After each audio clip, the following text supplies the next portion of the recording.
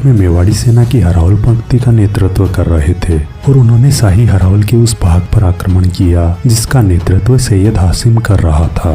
वहीं एक योद्धा मेवाड़ी हरावल में ऐसा भी था जो दिखने में अधेड़ उम्र का था, लेकिन उसकी तलवार के वार से मुगल सेना में भयानक खौफ की स्थिति पैदा हो गई थी।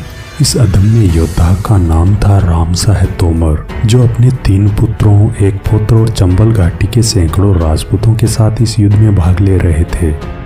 हल्दी घाटी युद्ध में महाराणा प्रताप ने मेवाड़ी सेना को 4 भागों में बांट रखा था। सबसे आगे हरावल पंक्ति का नेतृत्व हाकिम खासूर कर रहा था। सबसे पीछे चंद्रावल पर राव पूंजा, दाईं तरफ झाला मान सिंह और बाईं तरफ राम साहब तोमर थे, जबकि प्रताप स्वयं अपने मंत्री भामा साहब के साथ मध्य में तैनात थे।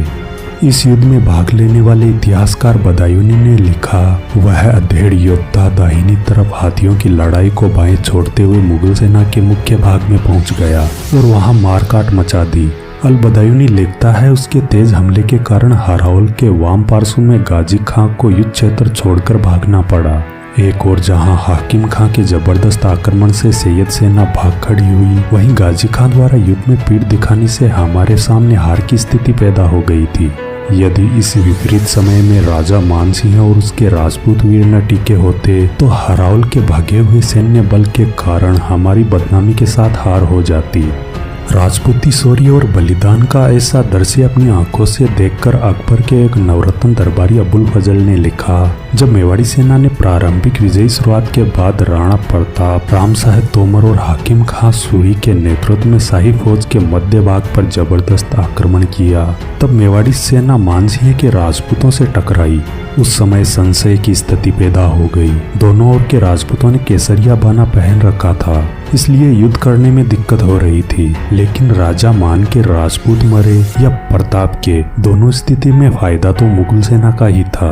दोपहर तक युद्ध का केंद्र हल्दी घाटी के मैदान से निकलकर बनास नदी के किनारे उस स्थान पर आ गया जिसे वर्तमान में रक्ततलाई कहा जाता है।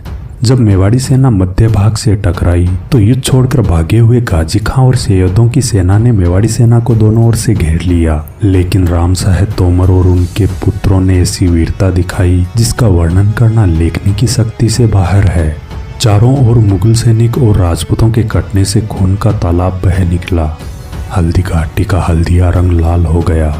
इस युद्ध में राम साहब तोमर और उनके सभी साथी राजपूत काम आए। कैसा दिल दहलाने वाला क्षण रहा होगा जब पिता का बलिदान पुत्रों के सामने हुआ, भाई का बलिदान भाई के सामने हुआ। इस देश के लिए राजपूतों द्वारा किए गए बलिदानों की पंक्ति में इस